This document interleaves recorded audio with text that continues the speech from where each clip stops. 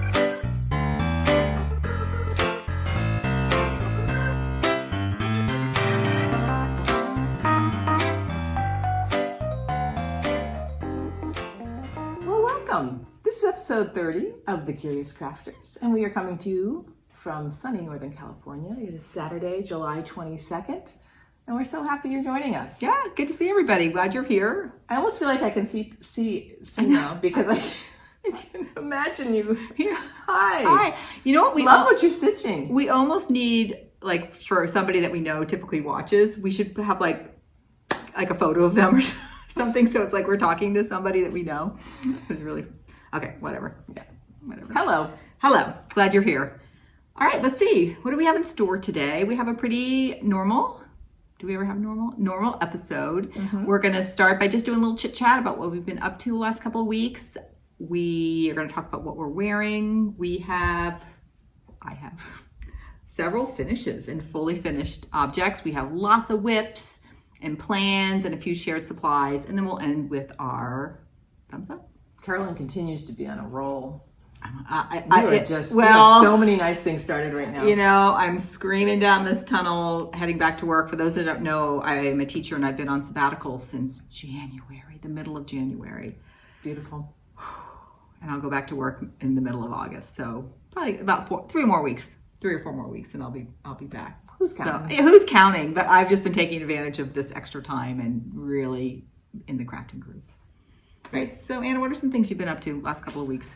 Okay.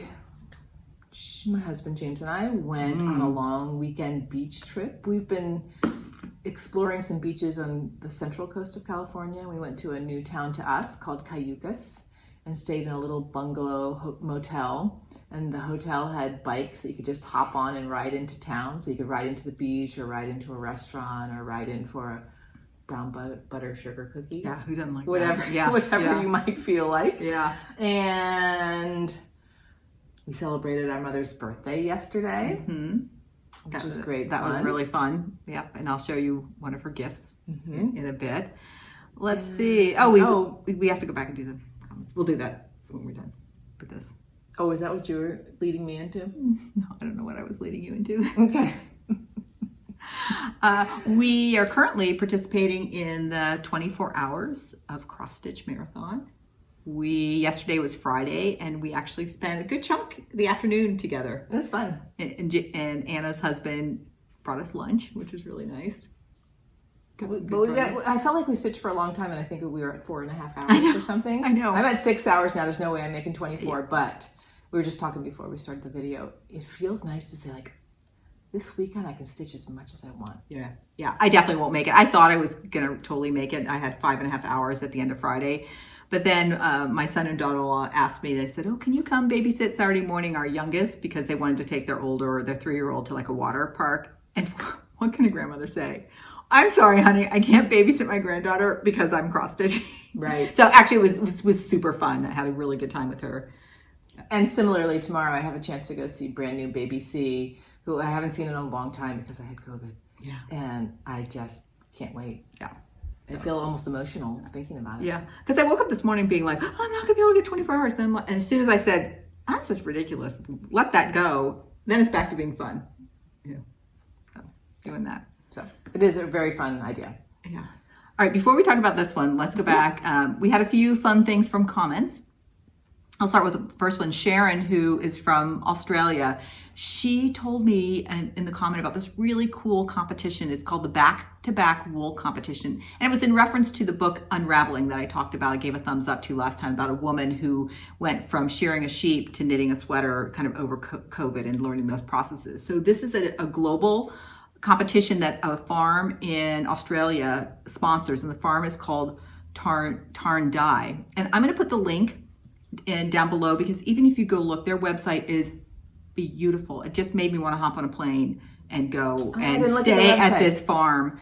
And they also, I hadn't realized this, but there's a brand of wool, or a type of sheep called Polworth, and that comes from Australia. And I think this farm has historically raised Polworth sheep, so they even have like yarn for sale.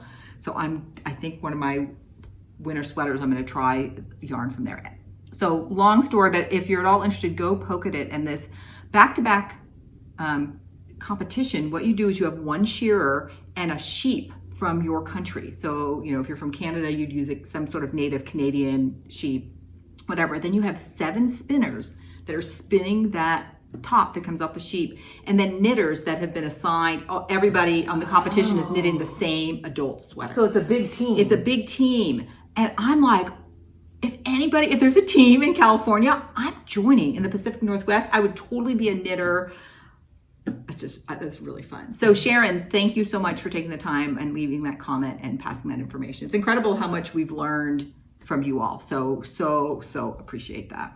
Love ideas and comments. So another idea that came up was in response to last video, I explained something that I did to try to set dyes in overdyed cotton floss.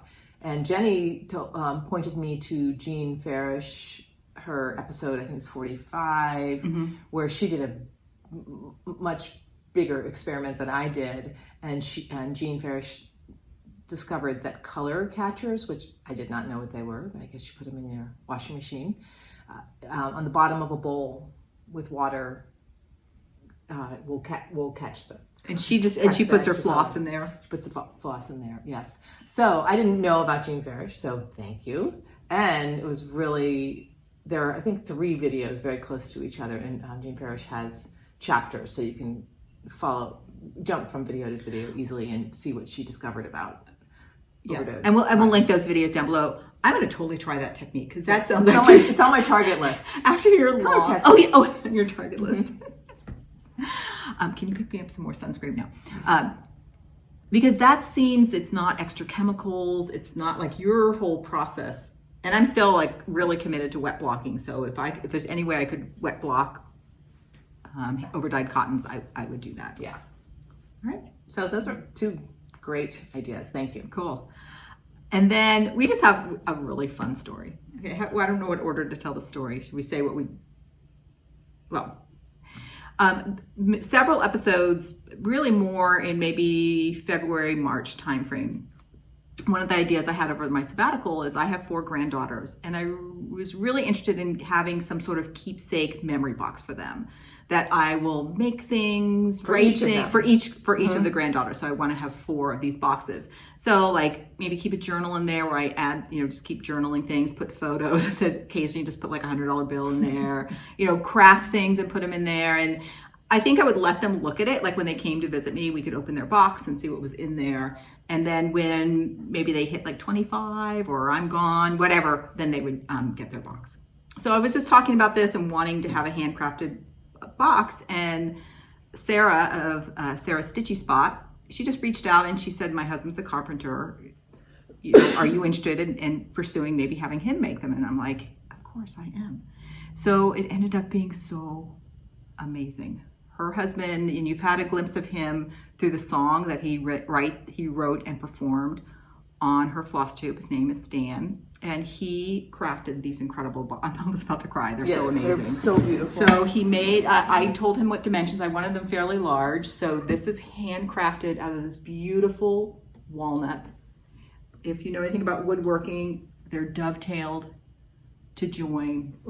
Just beautiful, simple hinges on the back.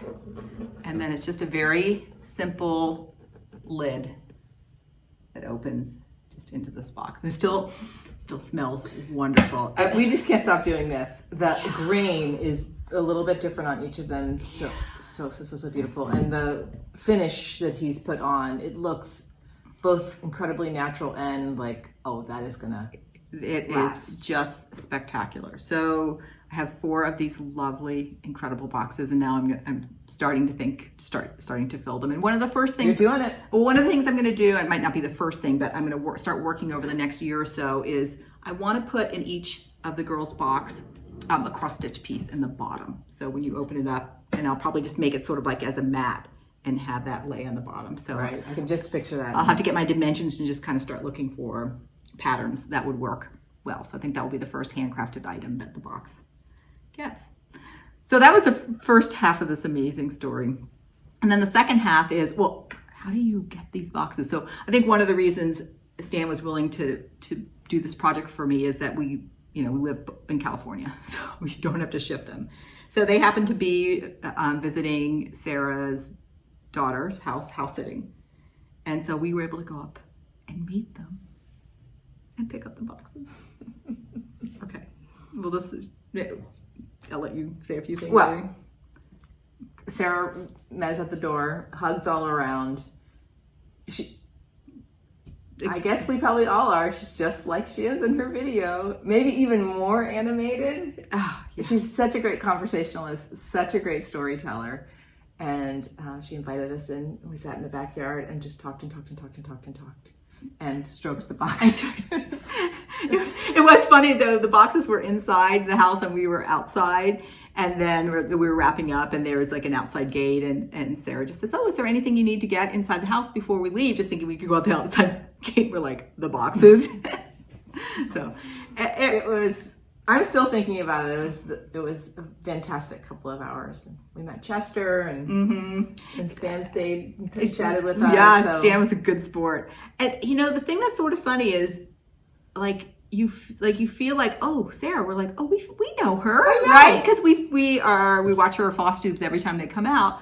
But then you're like, I've actually never met this person. So it's this sort of odd thing when you meet somebody, you're like, I know a lot about you, but I actually don't know you. Right. I felt a little nervous. Yeah. It was wonderful. So Sarah, thank you so much for that hospitality. It was so fun to meet you. And Stan, we want to toast you. Anna's going to join me and we have a nice hazy IPA that we'd like to toast you with, and just thank you for your kindness and your craftsmanship and your creativity. And again, I'm kind of getting a little teary. Like, I will care for these boxes and they will be treasured. So thank you for making the dream a reality. Here's to you, Stan. I'm a little teary-eyed. Yeah, it's a beautiful, beautiful story. Yeah. And well, let's just leave it at that. Yeah, and I think when you're a crafter yourself, you understand like what goes into something like that. You can feel the care that went into these boxes and the expertise. Yeah. So one of the things I did decide, each box will have a journal, and one of the entries I'll put in each of their journals is just like the history of the box, like where it came from, who made it, the wood he left in there, where the wood was from. And so cool. I'm just going to go put this away. So if you want to just chit-chat. You can ask me, what are you wearing, Anna? Yeah. I'm wearing something that I've worn before in a previous video. It's called the Alice top, and the pattern is by Tessuti Fabrics.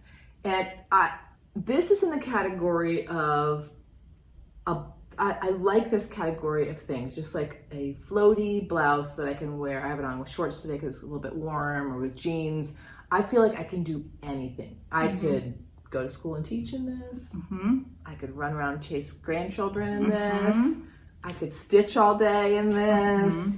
Anyway, it's just one of my everyday blouses that I appreciate very much. The fabric has a nice flow to it. You'll see in the catwalk, Anna just has some shorts on today, but you could have it with jeans. You could do it with probably even white pants would look really cute. Yeah, all this little off-white. But yeah, I am noticing I am an ironer. I love to iron. And as I'm ironing my rayon things, rayon gets holes in it after a couple of years, especially on a stress point, like where a pocket is or something like that. So I guess it's beautiful in its floatiness, but it's a little bit delicate.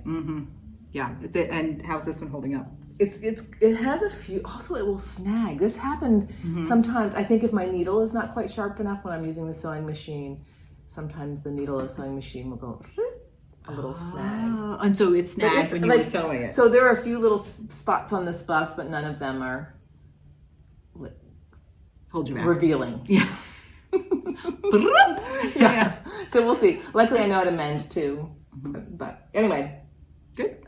What are you wearing, Carolyn? I'm wearing the Flow tank, and I think, have you shown this one before? Yes. Okay, at this point, probably, unless we make something new, you're seeing stuff. I made this in 2008. Okay. Whoa, yeah, I that's know. a while. And it has just stands the test of time. I put it through the washing machine. I just hang it to dry, so it's really easy to care for. It's light. I have to wear it like a camisole underneath because it's open enough. Great. And this is designed by Nora Gong, and it's knit with a yarn, I'm sure it's long gone, called Barocco Seduce. I was working one day, I think at this point, one Saturday a month at our local knitting store, and when this pattern came out, like everybody that worked at the store made it. It's like sometimes that would happen. They just would get in the air, and somebody would say, like a cross-stitch chart. like a cross stitch chart. Yeah. Like, oh, I'm making this with this yarn, and we're like, I'm doing that too. It's like that project envy. You see someone doing a project, and you're like, I want to do that too. And then it's really fun because then, as you're working at the store, you're like, people are wearing the same thing or come in and they're like, oh, you got your flow top on today. So, all right, so let's go ahead and insert our catwalk here.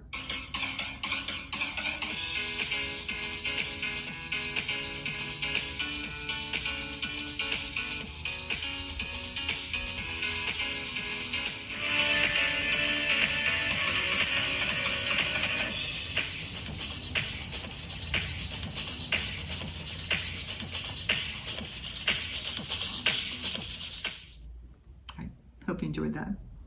All right, we get to your finished objects. I'm glad they come objects. first. Okay.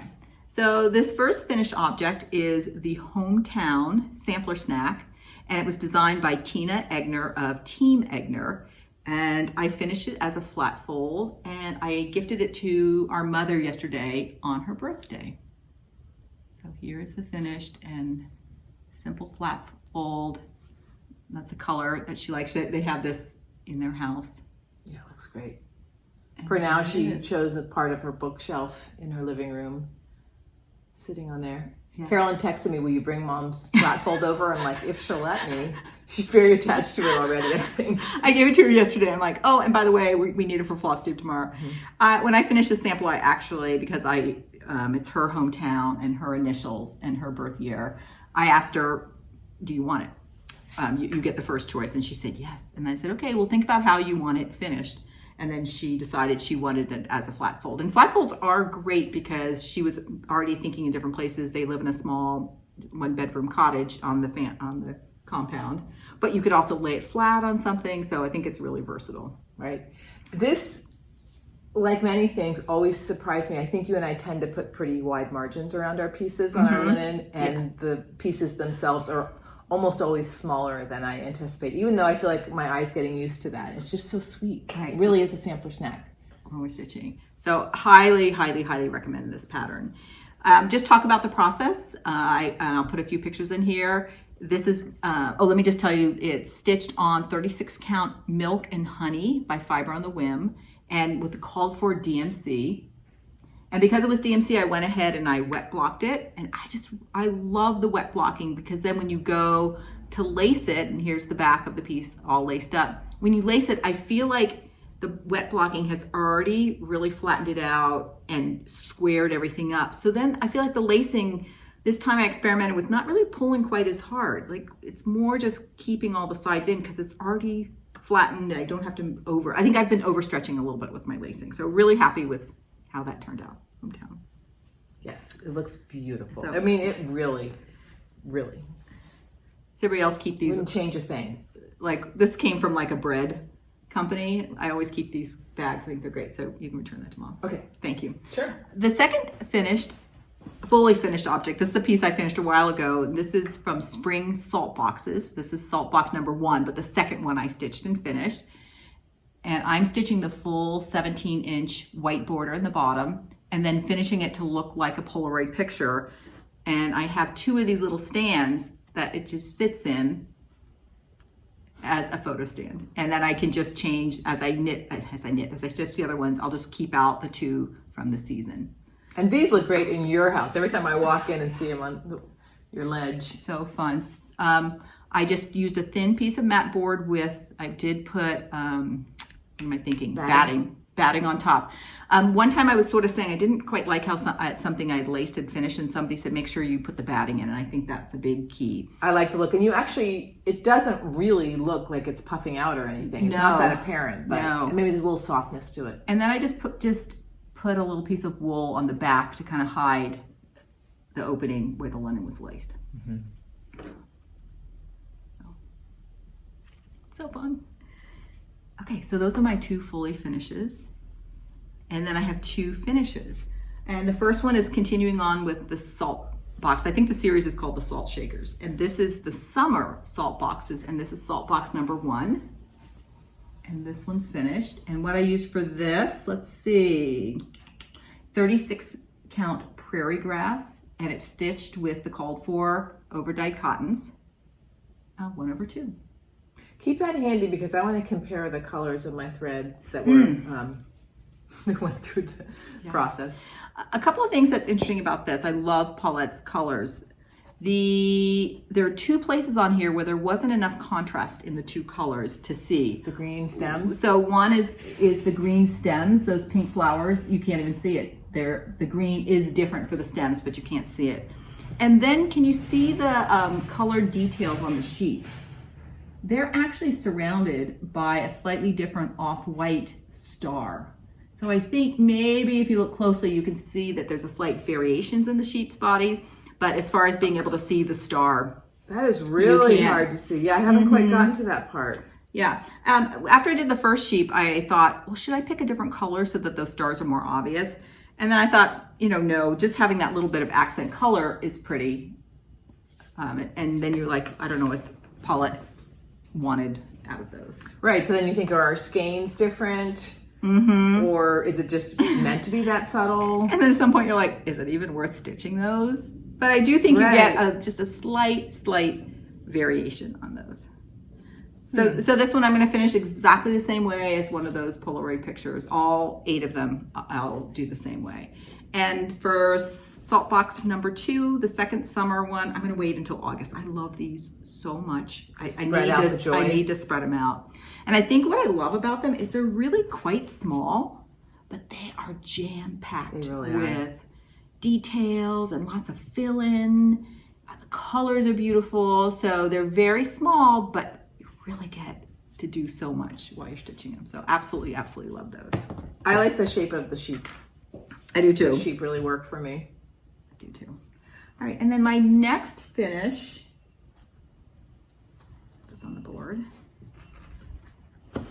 This was one of my July whip goes, was to work 7 days on this, but after about 5, I was done. This is M. Bell, 1856. And this was designed by Jacob of Modern Folk Embroidery. It was a companion. The piece has a marking sampler that's a reproduction sampler for a girl. And then he also designed this as a companion piece to go with it. And this is stitched on 36 count wood smoke by Lakeside Linen. And I used MPI 993, which is their black. And it's stitched 1/2. This was started for Black Sampler November. Oh, you got it. And I know we had to practice. And I only did a little bit that month. And then I had it called Once on Whipco for 1 color stitching. And then it was just called in July and finished. Highly recommend this pattern. Is just everything you want about a Quaker is in this pattern. So fun. And for this, to fully finish it, I'm gonna frame it in a floating frame, very thin, black. Just a tiny little frame. Just gets better and better and better. Yes, so I highly recommend that stitch as well. It's beautiful, Carolyn. Feels so good. Yeah. I feel like we can say like, bye. Bye, see ya. No, because now I gotta keep going. Bye. Okay, we're done. See ya. I realize my Fruits of Plenty is in there, so you can start talking now. Okay, Carolyn and I have been chipping away at our Fruits of Plenty by giving an assignment that we each work on, and Carolyn suggested that we work down in this area, a little bit of the vine and a little bit of the chevron. So how's yours looking? Yeah. Exactly as expected. So I did the chevrons. I added a few lines that were missing, just some of the infrastructure, and then did those chevrons coming down this side where my thumb is, and those vines that are underneath it. So just a little bit of progress, but it felt good. I got a peek. We're almost there. Really similar. So there's my section. And for our next, let me put it on, open the pattern. In that same area, but scooching over a little bit, underneath the second letter, there is a little diagonal of vines right here. Oh yes, great. We're just gonna do a little bit because we have some great special things coming up the next couple of weeks, and I'm just not sure how much stitching time, but I just didn't want to do 0. Okay, so that's great. So right in like, here. Mm-hmm. Okay. And you already have this, yeah, which I don't have, so I might work it, but we're gonna just see what we can do right in there. Okay, that sounds great. And if I have extra time, we'll see. I'll go ahead and put my initials in too. Good. Yeah, that's a good idea.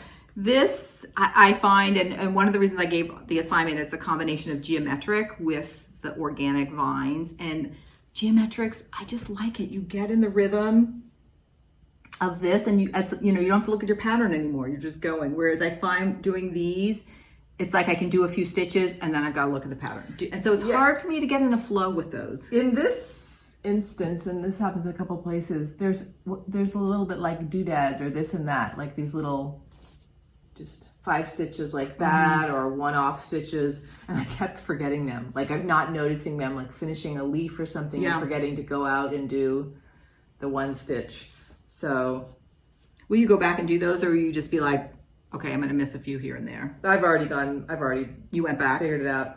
Or I just did a longer carry from another place or something like that. Yeah. I definitely carried. My back is.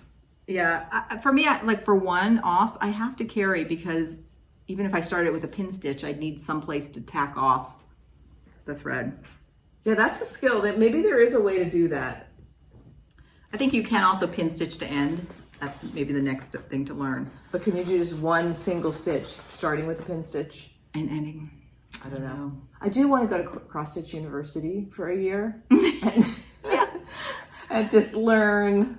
I mean, we can read about, we're so lucky, we have so many resources. We can watch videos, we can read about things, we can watch FlossTube, we can just experiment on our own, all those things. But a class where, like, for the next half hour, we're going to look at lots of ways to start and stop for different situations. I know. I think because I love learning new things, for me, like a really fun retreat would be one that was almost like an all-day workshop where we were learning, like you had somebody maybe show you, demonstrate lacing, or talk about the different ways to start and stop, or talk about the importance of your color of your linen with your threads, or on and on. Like you could just go on and on about just different topics. I would love with that. Opportunities to ask questions and have interactions right in the moment. Right. And again, I feel like people who have put out videos are so kind about answering questions and things like that. But yes, I love it. I didn't realize about this until late in the game. We've seen on a couple floss tubers, I think it's Lindy Stitches and maybe somebody else. I'm sorry, I don't know exactly who it is, but they were giving a finishing class. And so I think first everybody stitched the same piece. It's this really, really cute bird with your initial in it. And then I think it was just this weekend that it was an online class. It's a great idea. And I think that online classes, same thing as comes to this idea of a workshop, would love. So it's fun. One more thing about this piece, Sarah, in one of her most recent videos, Sarah Stitchy Spot, was just talking about, I think she was just encouraging people, even when you're busy, if you can just do a little bit, like a few strands, like some different points in our lives, we have different amounts of time, like spare time, but she's like, a little bit really adds up. And I'm so feeling that with this piece. That's one thing I like about crafting. You make a quilt block even once a month, and it just adds. Yeah. Okay. All right. New venture. All right, I have a new start here.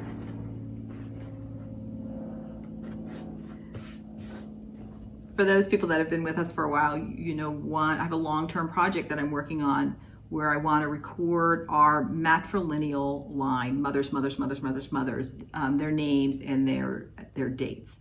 And we can go back from our mom, or from us, 9 generations and go forward 2. Almost all the women, all the women up to our generation were born in the Pennsylvania Dutch area. So at first I had this first idea of how I was going to do this sampler, but now I realize it's really got to be Pennsylvania Dutch inspired.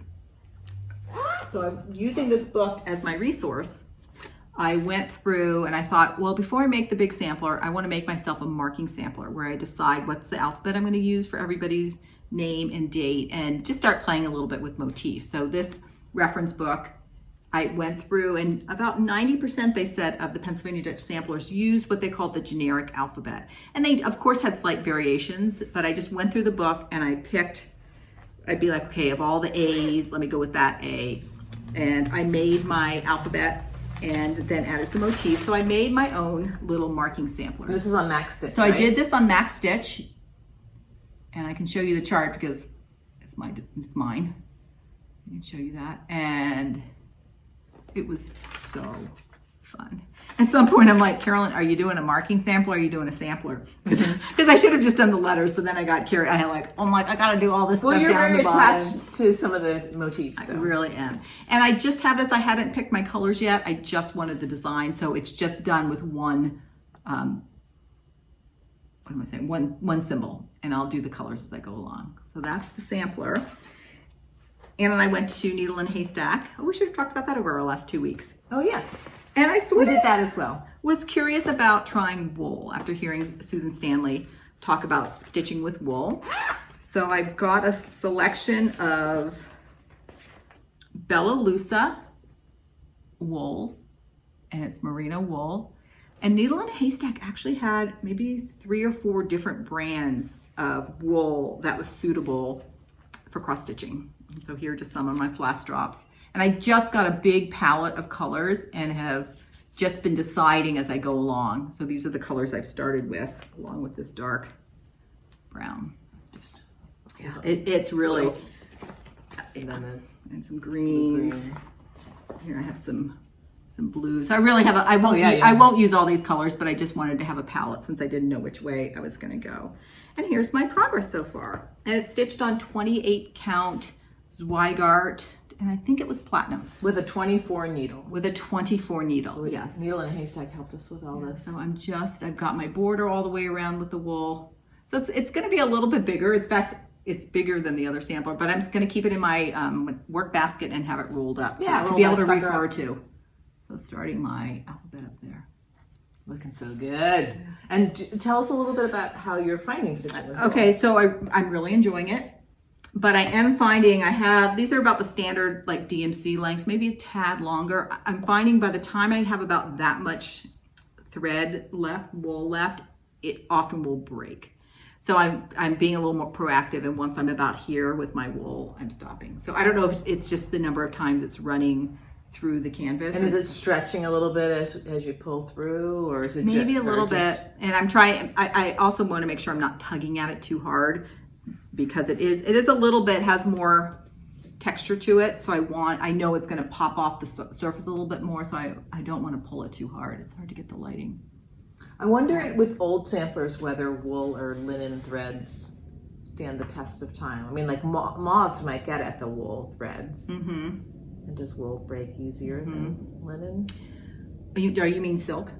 Sorry, did I say linen both times? I meant silk, yes. Yeah. My instinct is that silk is stronger. Like silk as a fiber is stronger than wool. That's what I would think too. But just experimenting. And then my idea is once I go to start the sampler where I'm recording the women's names and their dates, I almost don't need to chart it out, because I think I'll left justify it, and I can just be like, oh, Annie starts with A. I'll just pull out the letter from my marking sample. And you're going to use uppercase and lowercase. I'm going to use uppercase and lowercase and numbers. Luckily, you have uppercase and lowercase on your marking sampler. On my marking sampler. And I'm keeping this in the bag that Chris, the camping stitcher, sewed. So enjoying that.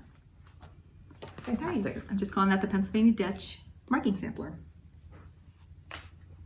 Another great thing that where you're like taking the exploration to the nth degree. You just keep, you're reading that book, figuring out your own alphabet. Yeah. Your own pattern, making your own marking sample. And I'm not like creating the alphabet. I was just going through, because sometimes I know you're choosing. I'm choosing from the variations for that. Okay. Oh, show that. That's really nice. Oh, thanks. Recent project bag.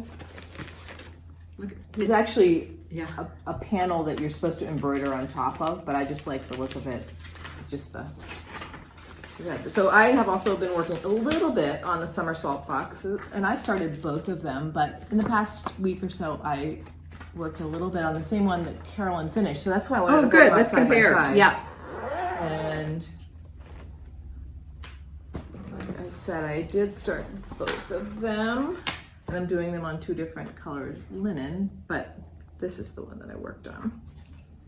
I'm trying to remember. Oh, I already have a huge observation.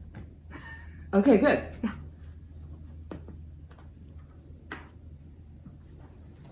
The green of the house seems much lighter to me.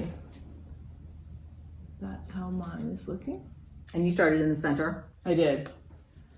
What do you? So that's the big thing I see is my house is really, has a lot of variation in the color green. Oh, and yeah. For you, I just see the lighter version. So I almost wonder if the darker over dye of it is what came over. I think so.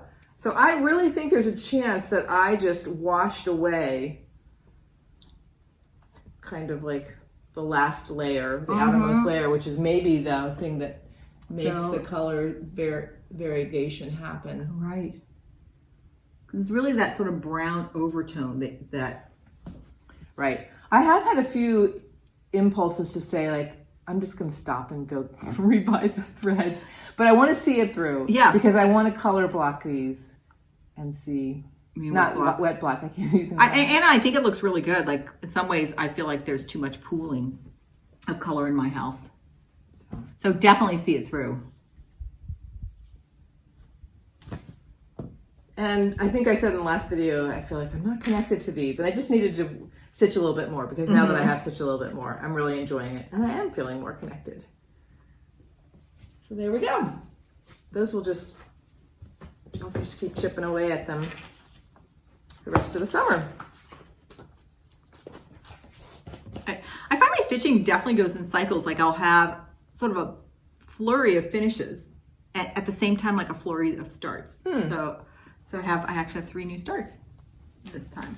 All right, this next start is Quaker Huswife,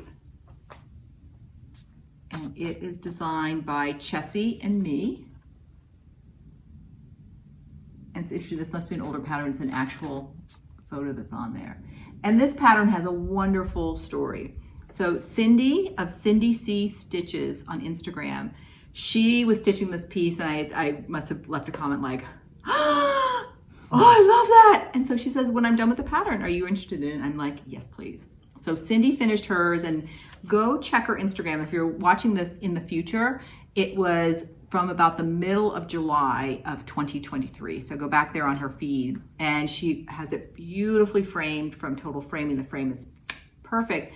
And then at the post right after that, she has this wonderful wall where she has 3 very simple brown shelves that look like they're attached right into the wall. And then on those shelves, she just has her collection of pieces that she stitched and framed. And it's very beautiful. It's spectacular, really. And so it's a different way. A lot of people have sampler walls, but these look like sampler shelves. And so she has that mix and match eclectic feel on these. And there's something about having them on those straight rows to my eye. It was really, really appealing. It was funny. Her post said something like, I am officially out of space or something like that. Oh, her shelf. She's going to need to get another shelf. So I thought when I had asked Cindy about this, did she want it back? And she said no. So what I want to do when I finish it is somebody else is interested in it, I'm just going to keep a little history of who stitched it, what time, what dates, and then we'll pass it on. It's kind of like, I don't know if you've done that before with a paperback book or a book, and you kind of write your name in it, date and location where you read it, and then you pass it on, and it kind of gets passed around.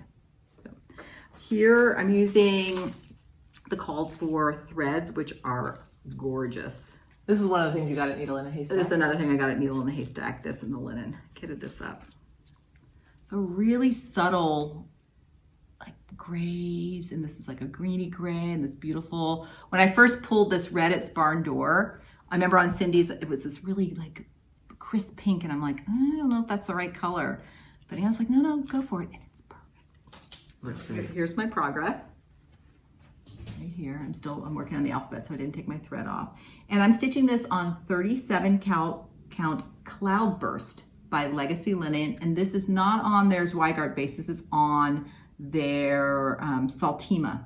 Is it right? Saltima base? Oh, I didn't finish writing the note. It's an Italian linen. And that, look at those colors. It is just so fresh and crisp. I think I said as soon as I finished Bell, I'm like, I'm casting on Quaker Housewife. Casting on, yeah. Oh, casting on. I'm in some sort of knitting frame of mind today. Isn't that beautiful? I know we have these times in our video where we're both just looking at something like, oh, so pretty. And I had to bring the colors alphabet, are just right on. Alphabet down to the Z because I'm ready to get down to some of those Quaker. I want to keep working on those Quaker motifs too as I'm doing the alphabet. That always cracks me up when I'm finding a route to get down to something I want. It's a change of pace or something. And this is finished. You can finish it as a needle book, I guess a housewife. But Cindy was really clever. And what she did is, you can see it has these diagonals up here. She took this strawberry motif and turned it upside down to go here and here. And it's really cute because in the chart, you see where she's charted it in. So I think, I haven't decided yet if I'm gonna frame it or make a housewife. And if I do frame it, I'm gonna do that same modification. It is really clever. Cindy did. So Cindy, thank you so much. I'm enjoying this. It's right on. It's just like, look at those threads. All right. All right, our next whip is one of my July Whip Go picks. And this is Marianne March by Kathy Barrick, and I'm doing it with mostly the called for over dyes. I couldn't find Cider Mill Brown back when I started this, so I've substituted another brown. Here's the chart, Marianne March, and I'm getting close. I'm getting close. Really, really enjoying the soft colors. It just feels relaxing to stitch. It's beautiful. It's beautiful. And what else? Oh, I had to do a little error analysis. I had forgotten, I guess we'd call this a serif, a little part of this F, which I had done a long time ago. In fact, for a while, the state of this was F with these things missing in the K, and let's just say your brain just fills in a word. At least ours did. Ours, yeah, I shouldn't make assumptions about you. Anyway, I kind of like the experience of error analysis. I mean, it's not fun when you're like the uh-oh, but once you're like, oh, okay, it's an uh-oh. I really like figuring out what it is. And then you can decide to change it or not, which I did decide to change it, to go back, and I just had to take out a few letters. And you're also in the wood smoke. I think I used Belle used the rest of your wood smoke from this. I think we shared a piece of wood smoke. Wood smoke is beautiful. I do like it a lot. Show your palette of colors. It's so beautiful on the ring. As we've been keeping our threads, sometimes if we feel like it's a beautiful palette, we're not necessarily separating the palette. We're kind of just keeping them all together. And this palette is so spectacular. It's like 3 soft browns and 3 soft yellows and a light green and a light blue. And the light blue is the age pewter, so it has a little bit of brown. I bet you anything, if I put that in my color fast bath, all that brown would come whooshing out. You know, it's going to be interesting to see with the color catcher. Does the same amount of dye come out? Because that's going to be a big decision too, is like, are we losing some of the over-dyed? Although in Jean Farish's experiment, she kept some strands. She compared, and she did not feel like the threads got less bright. Okay. So. And I can't remember, do you remember who the commenter was? It was so cute. Oh, it might have been Mary Darling. It was Mary, yes, you're right. Mary, it was so cute. Your comment to Anna was like, you could do it, you're close to a finish, or something like that. Go for a finish. That was it, go for a finish. So Anna. Okay, yeah, that was all I needed. I'm like, oh yeah, I'm finishing it. Do you want to say where maybe that's going to go? Oh, sure. It's probably going to go to my nephew's wife. How do Your niece-in-law. my niece-in-law? Yeah. How do I say? Anyway, I think I'm going to put the name of her two children, two of Carolyn's grandchildren, there. It was kind of cute. We're always like to our family members, like, please tell us if you like something. We have plethora of things that we're happily give away. And I think she put like a heartsy eyes or something on Anna's. And so Anna's like, if you want it. And she's like, yeah. Oh, that's what I'm telling the next generation. I'm like, if you heart eye something, I'm probably going to offer it to you. Yeah. So be careful with those hard eyes. Or just, you can start thinking, do you want it or not? Yeah, that's just such a beautiful pattern. Thanks. I've really enjoyed it. And again, that's going to be tiny. When I take away those margins, it's just going to be like the tiniest little sampler snack. I could see that, especially for her. I think in a frame, and it could be something that's a little bit more ornate. I think that could be really fun. Like a fun, like you've talked sometimes you like sort of that brushed metallic. I could see that, maybe a brushed silver.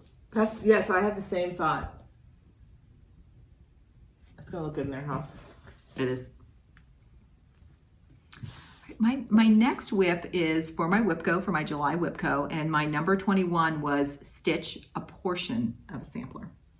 So then it was like, okay, well, what do I want to do for a portion? And I was really inspired. I talked about this in episode 29 with Susan Stanley and the things she's been doing around 1840. And she was talking about how important vases of flowers were for both fabric and samplers in the 1820s. So I'm like, oh, I'm going to pick a vase of flowers from sampler. And I picked. You have people guess. Okay. Hold it up. First of all. Give them a moment. Oh, yeah. Okay. I'm going to show you my partial whip, and then see if you can guess what sampler this is from. And it's not, of course, it's not complete. Okay. I'm going to count down from 5, and then you're going to yell out what sampler it is. Ready? 5, we're not teachers or anything. 4, 3, 2, 1. You're right. It's from the Red Deer sampler, GGR. Anna has been working on this one. I think I'll let her speak for what she's going to do with it. This vase of flowers, I cannot get enough of. And I know I'm not going to do the whole sampler. So I'm like, look at that vase, those lollipop flowers. I'm still missing the greenery coming down. Those are missing right now. So to me, this is so grungy in the best possible way. It looks so good by itself. I just did a lot of the greenery. I'll tell you the funny thing about the two that are going to go down here. And then now I'm starting to go in and fill in the lollipops for that. It's stitched on Weeks Confederate Gray. And we were just talking about this today. I don't know if Weeks is now rebranding that to be gray. But for those, just historically, it's Confederate Gray. And I'm using the call for overdye from Anna. So she's just like, oh, use what I have, because I'm still thinking about what I want to do. I started on 32 count with one strand, and I think I want to, it's one of my favorite samplers ever. I think I want to restart it on 36 or 40. So I've pressed big time pause on that, and I have no idea when I'll start it again. So just go for it. I took that thread off. So this is just a story about look at your symbols carefully, because I was just having so much fun with these grungy greens, and I get down to these two down here and I pull out the called for, and it's like old blue paint. It's this light blue. I'm like, what is going on here? I'm like, really, light blue? And then I looked at the photo and I'm like, that's not light blue. So then I'm like, oh, this is terrible. This is my first instinct. That skein must be old. It was like an older label. I'm like, oh, that was the old colorway. That just can't be right. I'm just gonna pick my own green. And then Anna pulls out her red deer. I'm like, wait a minute, there's the blue there too. And then when I went, I was looking at the wrong symbol. It's my error. And I'm like, oh yeah, that thread's changed. So it will be a darker green once you look at the symbol correctly. So. Well, it's good that you had the instinct of like, I'm glad I didn't that's put it not in. right for me, at least. Right. So look. It is so pretty. I always wish everyone could see things in person. I know. Love that. Now, do you know how you're going to finish that? Have you had any thoughts about that? It's an interesting size. It is going to be an interesting size. It's actually pretty square. I think it's like 130 stitches by 130 stitches. No kidding. It makes you realize how big this sampler is, if that's just one motif in there. Yeah, because like you can't tell yet you know, it comes out wider, particularly with it comes out to about here. So it is, I think about a square or close to it. I don't know. I think I'm going to like it a lot. I think I might frame it. That's what I picked now too. I think I might be inspired by Cindy and get one of those ledges. And I love that idea of sort of having the really simple frame. Or I guess her frames are not always simple. They have they often really complement the piece well. I think I'm going to go with just a more, I don't know. Yeah. But I think I'll frame. You know you like that. I know I like horizontal. And with then the variation Similarity. off, having that horizontal line for my eye, and then the variation within that, I really, really like. Okay, so that was another start. And I got the linen for that when we went up to Needle in the Haystack. Yeah, it's gorgeous. Yeah. All right. I am knitting the new baby C, a blanket. So I'm still working on her quilt. Yeah, you're in that, a good spot. Yeah. And the pattern is called the baby bubble blanket. And I love that. My family's gonna get sick of me saying that. The baby bubble blanket. And the design is by Sheep and Stitch. And I'm using a Pima cotton in the color Dianthus. It's by Barocco. I mean, please touch this yarn. I know. Yeah, this is, and Anna made Baby E's blanket out of the same yarn, different colors, but same yarn. Yeah. Oh, okay, I haven't seen this yet. Oh, So, yeah, Anna. There are the baubles. So it's just gonna be one color. It has this little edge. And it's machine washable and machine dryable. Do you have a label for the yarn to show? Because this really is, if you're making, it would probably be a little harder on a garment. I think it would stretch as a garment, yes. but as for like a blanket or a pillow or a home item. And I'm using US 7s. And that's what's recommended, and it was to gauge. Yeah. So that is something I'm actually not going to do. I wanted to get started on it, and because when I said I'm looking at a bobble blanket, Carolyn was like, "Bobbles are a pain," and I totally see what she means. But they're not. They don't come. They come like every 11 rows, and it's a baby blanket. So there was something about it that was irresistible. The nice thing they're knit in, so that if you're chewing on the bobble, it's not coming off. I know. I actually am going to tell because S and J that because they will want to know that. Anna, this is beautiful. Thanks. Beautiful. Thanks. It really is. It almost feels like there's a little wool in here. I know it's 100% cotton. There's something about this yarn. I think it's the I'm in love Pima. with. So I'm gonna. I see. I'm gonna do a little traveling, and this is what I'm gonna take with me because there's gonna be a lot of chit-chatting and hanging out during this trip. And not always, and there's gonna be a lot of little ones, so maybe not sharp scissors and needles. Up and down. So. Or you're gonna be like, no one talk to me, I'm on my bobble row. Exactly, I was just about to say that, except when I'm on my bobble row, and then Birdie's on her bobble row. Wait, what were you saying? You're saying a lot, the bobble blanket? Baby bobble blanket. Birdie's. I'm gonna go take an hour or so and work on my baby bobble blanket. Birdie's I'm going. gonna be like, Mom, stop saying that. Anyway, knitting is a minor craft, like hobby for me. And to knit a swatch and to be confident with the yarn and the pattern and everything, it takes me a while to get going and feeling like, okay, I'm in a groove. So I wanted to do the hard part before I left for vacation. That's really smart, so that it's up and going. Yeah. All right, next whip. Next whip. This is in my Me Made. I forget, what did it again, Sarah call it? Me Made bag? Made by Me bag? Me bag. I don't know. Whatever. And this is Kathy Barrick's Crow number 5. This is one I've been working on. And here's a progress picture from last episode, where I was. And here's where I am now. I forgot to mention progress pictures.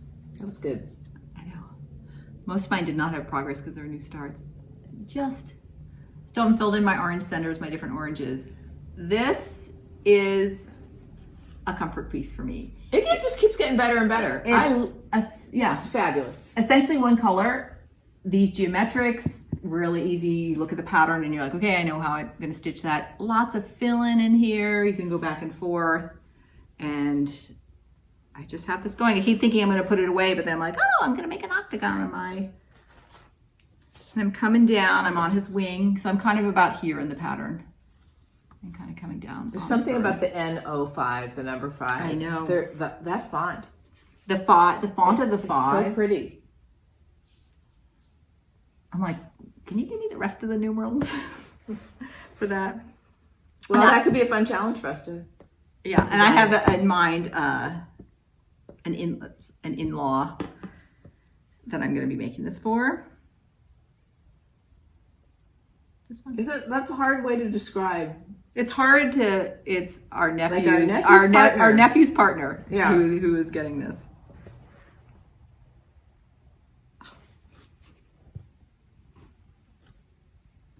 I got a lot of people have been talking about Olivia B. Why am I blanking on the name of her store? Hillside Rookery. Sorry about that. Hillside Rookery. And she has great NPI thread packs for different patterns. So I got this pattern and the thread pack of NPIs from her. So highly recommend her. And her just curation of patterns. Yeah. And it's just so fun watching an entrepreneur like add on. She started her store really simple, and then she just keeps adding the next thing and adding the next thing and adding the next thing. And I think she's done a lovely job on it. And hopefully that's sustainable for her. It's not all, it's like those little steps. Like just as we were saying before, oh, I have a new designer, or I'm going to add some thread packs. And then all of a sudden you have your store is just getting bigger and bigger and bigger and bigger. Yeah. Hillside Rookery. Right. Those are all right. Just thinking about our plans. Since Mary Darling told me to, I'm going to finish Mary in March. I am going to start a wool sampler as well, and during our shared supplies, I'll show you what I picked up Needle in a Haystack. And I want to finish the quilt for the new baby, and I will bring, like I said, that blanket on vacation. Yeah. I had this really strong urge to make for new babies, to make some things. I think that's true. Anna, do you want to finish Baby C's quilt? You'll go on vacation in a couple of weeks. Do you want to do that before you leave? At least the quilt top. That would feel really, really good to me. But like anything, like we were saying with 24 hours of cross stitch, crafting is such a joy for me that if it gets to be like 2 nights before I'm supposed to leave and I'm like cussing as I'm trying to finish the binding or something, it won't be worth it. You don't want to put that energy into it. No, exactly. Exactly. But I do right now. That feels like a good deadline, and I think it will feel really good before I go back to school to have, because it's a pretty big project to have that in good shape. Yeah, good. And your plans, Carolyn? Okay, so my plans, I'm thinking really seriously about joining Lauren of the New Hampshire Stitcher is starting her BAP to school sale. I think it starts September 1st. She's talking about how she's not in school or anything now, but she loved that feeling of getting your new notebooks and your new pens. And so she wants to just kit up a big new project and start it. And even though that's like the worst possible time for teachers to start a new project, I don't know, I'm just feeling in. And I thought I want to participate even if I just do a little bit on my BAP. And BAP stands for Big Ass Project.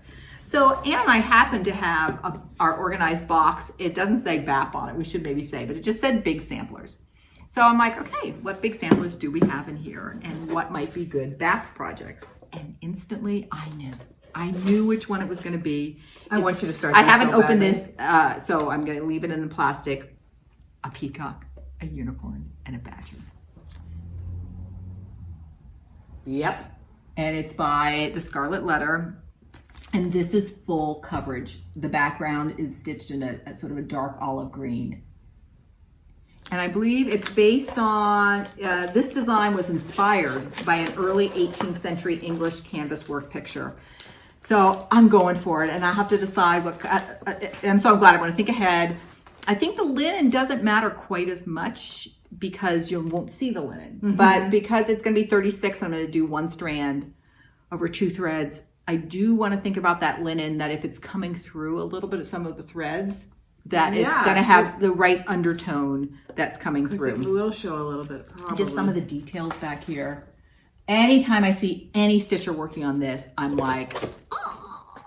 I'm not sure I'm going to start that stitch along, but this is the big sampler that I want to do at some point. It's funny, from that picture, it doesn't look like a big sampler, but when you look at we're starting to not look at the picture, but look at the stitch counts and be like 300 by 260. What is that stitch count? It must be inside. Okay. It's This sort of looks like full coverage in the center of this. I've never seen this done, even on Instagram.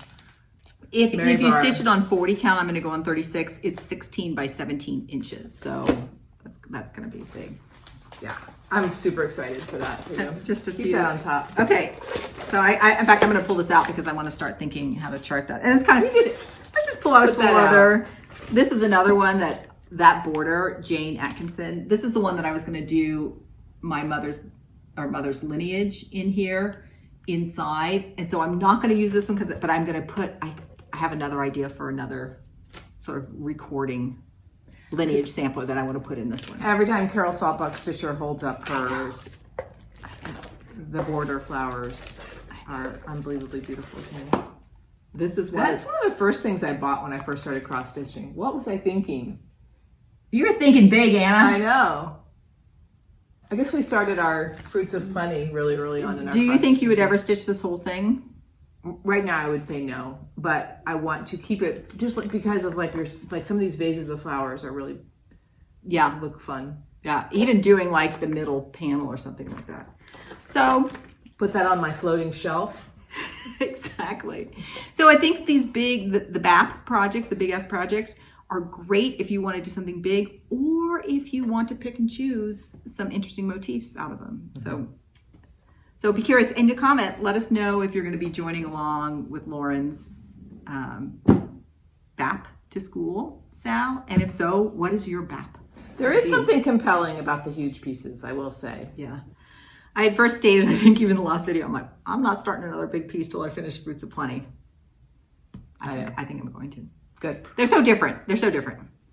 Okay. It's true. In fact, they're almost opposite. Yeah. And then my last plan is I'm about in a few days to go on a 2-week vacation to the beach. So excited with my little extended family. So all my granddaughters will be there, my sons and their wives and my husband. So the 10 of us will go. Really looking forward to it. So I have to think about what projects. It's gonna be lots of action. It's gonna be a lot of action. I'll probably take some knitting. I'll probably take one cross stitch piece. Mm-hmm. Good. Okay. Shared supplies. All right, we've referenced going to Needle and Haystack a few times. One of the things that was on my Whipco free spot, or the thing that was in my Whipco free spot, was just to kit something up in 100 threes. So I've admired this little sampler snack, Gracie Palmer 1867 by Needle Made Designs. I got this when I was visiting Joan in February at Stitches Unlimited. Is that the name of the store? Yes, Stitches Unlimited. So I got more colors than I'm probably going to use. It's beautiful. What I did was I first pulled the DMCs, and then Carolyn and I laid those out on the counter, and then we went through the drawers. Now these pinks, these are much more purpley than they look in the. They look a little more orangey picture, in the photo. And I liked that orangey look. So I'm probably going to have one of those things where like these colors are too close to work together. But anyway, these are the colors I'm going to choose from. And I might even do like sunflowers with these two and sunflowers with these two. And then I just picked, I love olivey greens. Pick some greens to play with. And I don't know what linen I'll do that on, but that's one of those things. You got your pop of turquoise. I want to do that at the store. Yes, yes. Yeah, and this was the blue DMC, but I really wanted to go bright. And it's, I asked Anna, I said, yeah, you're like, I don't know about that. Bright, but it's only in like 2 very small accent places. As soon as I saw that, I'm like, yes. And I like the way it pops, at least in the photo. Yes. Okay, so that was fun to get It's funny, sometimes I like the photo colors more than the pulled colors, and sometimes I feel a sense of relief, like, oh, the pulled colors work so much better for me than the photo. And show your linen. This is for the second thing that I did at Needle in a Haystack. I too wanted to try wool. So this is one of the things I got at Market, Margaret Meadows 1804 by Jeanette Douglas Designs. So I went into those same, Carolyn was looking at the drawers of wool, and I just got a bunch of colors of wool. Yeah. And picked Lakeside Linen autumn gold. Mm. This is 28 count.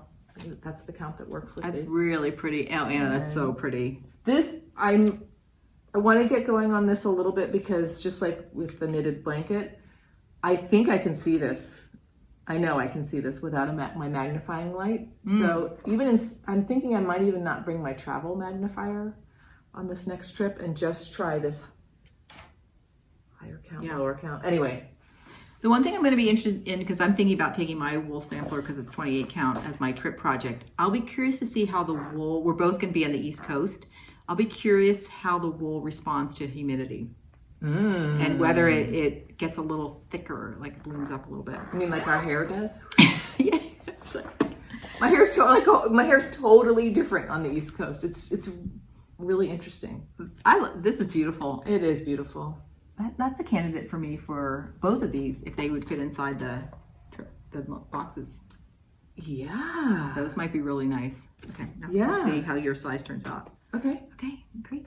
And we could also figure it out with math. It's a little math. I like doing math. Your plans? My shared supplies. Nothing other than the things I showed you. Supplies. So I like when I go to Needle and Haystack. I like having specific things that I'm about to start or I want to kit up. So I kitted up my Quaker's Housewife, my marking sampler with the wool, and then got my linen for the red deer flower vase.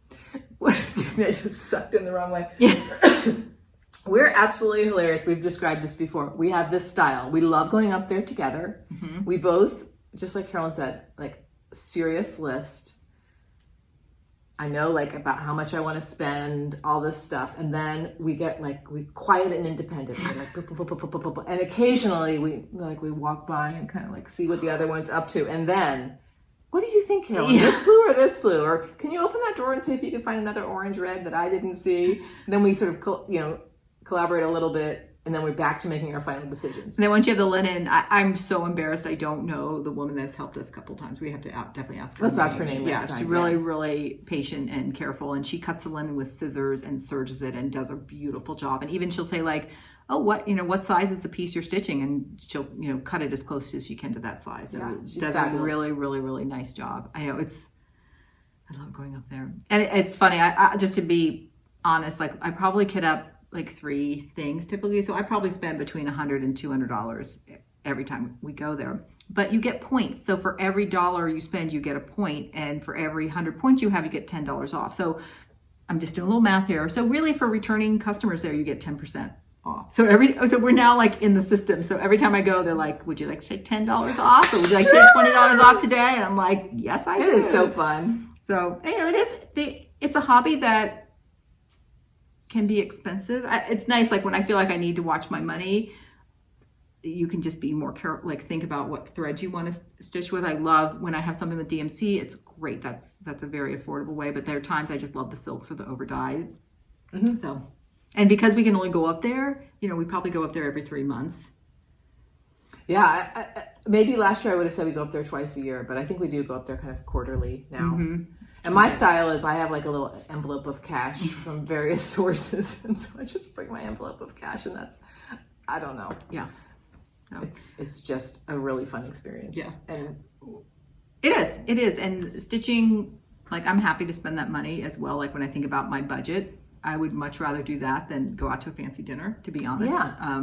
You always say to me, are you going to get $200 worth of pleasure out of this? I'm like, yeah. I get $1,000 out of pleasure out of this. Only spending $200, I'm getting $1,000. But I think we all have to, in the knitting world, somebody once said, use the best yarn you can in your budget.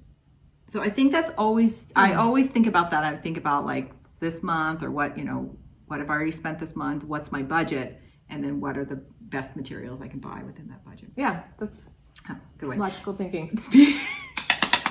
Speaking of money, Anna and I, every time we finish WIPCO, we pop a little money in if we complete our WIPCO goal, we pop it in this red can, and we're hoping this is going to fund our New Year's Day retreat this year. Starting to sound pretty good in there. So yeah. Looking good. Yeah. That's a good idea. Yeah. All right, we're up to our thumbs up. Yeah. What are your My thumbs up? my first thumbs up is just, I do a lot of hang drying, and so I walked by the laundry that I had just done a couple days ago, and like almost everything was blue and white. I'm into blue and white clothing right now, even though I'm not wearing blue and white.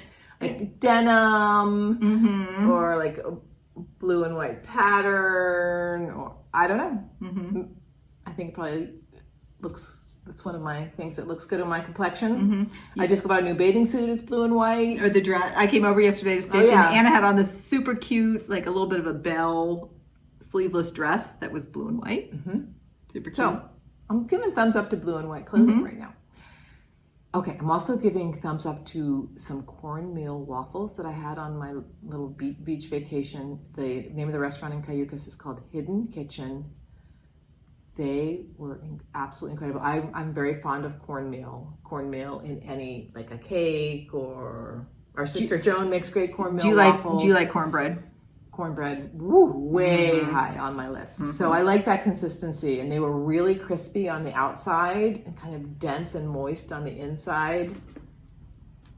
Incredible. You want to ask for the recipe, but you know you can't.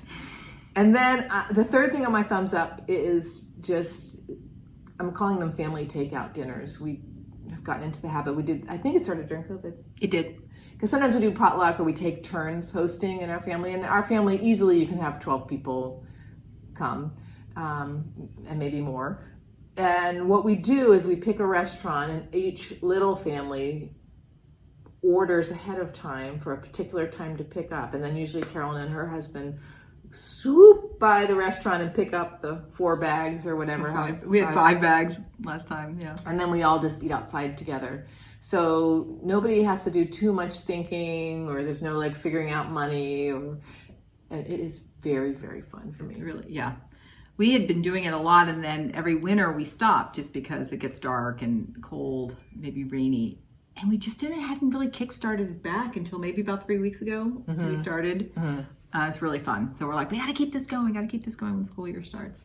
Right. So that's kind of a new thing for me, to know that I can order at a restaurant and specify, like I can order at 10 in the morning and say I'm going to pick this food up at 6 p.m. So it'd be fun to do with a bunch of friends too.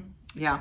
And one of the places we've been ordering from recently have a really cool new feature in their ordering. I think maybe more and more apps are having this, is where you can send a link to your cart to somebody else. So like our sister, who has her young kids are still at home. Well, not young, they're in high school. But she just sends them a link during the day and says, hey, sometime today, put something in your cart. And she said, I forgot about that. And so it's great. Like, you don't even have to be like, hey, look at the menu. Like, you can just send it to them and it will magically appear in the cart. And she said her son, like, it's funny, we almost never order desserts from these places, but her son goes ahead, puts a chocolate chip cookie in there, and she's like, why didn't I think why of not? that? Why did I think of that? Yeah. So. The 9th grader thought of it. Yeah, that's fun. Okay, my first thumbs up is Tina Egner, who is the designer of that beautiful hometown sampler. She has been really spearheading this movement called #StepsBeforeStitches.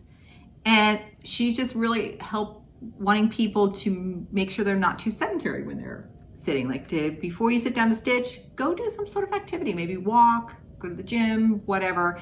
And remember, and I think Sarah of Stitchy Spot is also reminding us of this, if we've been sitting for a while, make sure we get up, we're stretching, we're moving.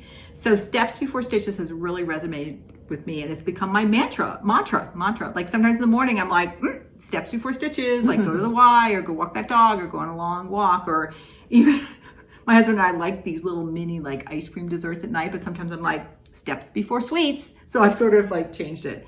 And then Tina has also created some really cute little bling, floss bling. So I ordered one of her little circular things that just says steps before stitches. So super fun. Nice. So everybody steps before stitches. Doesn't have to, and she doesn't specify like you gotta walk a mile or whatever. Just remembering, let's stay active, friends.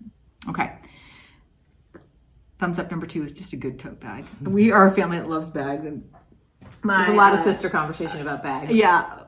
Our youngest sister, every year for Christmas, she does this great thing where she gets the same book we call it the Lady Fam. Everybody in the Lady Fam gets the same book on Christmas Eve, and then we're like reading it over the next few weeks. Really, there's a local bookstore called Kepler's, and she tries to use the local stores when she buys her books. At this point, she's getting so many, like sometimes she has to multi-source. But every time you spend a certain amount at Kepler's, you get a tote bag. So she at this point has about 8 of these tote bags from over the years. So she's like, anybody want a Kepler's tote bag? I'm like, yes, please, because you know what? This bag is perfect for putting project bags in. So when I went over to Stitch and Anna's, I fit, 5 different project bags in this bag. So good tote bag, thumbs up. And then my last thumbs up is I love sports, and the Women's World Cup is going on right now. Go USA. I just have that soccer on. I love watching it. I don't care if it's teams I root for or not. I just love watching those women just playing their hearts out. So Women's World Cup, thumbs up. Great. All right, that's it. That's it. You have so many great projects going on. I'm so excited about my projects. In fact, can you just go home so I can stitch? No, yeah. I'm kidding. We're gonna go get some pizza. I know, I babysat all morning, and then it's really fun doing the FlossTube. You need some stitching hours. Yeah, when we get back from pizza. Okay. I'll do a little stitching. So until next time, happy crafting. And stay curious. Bye, everybody.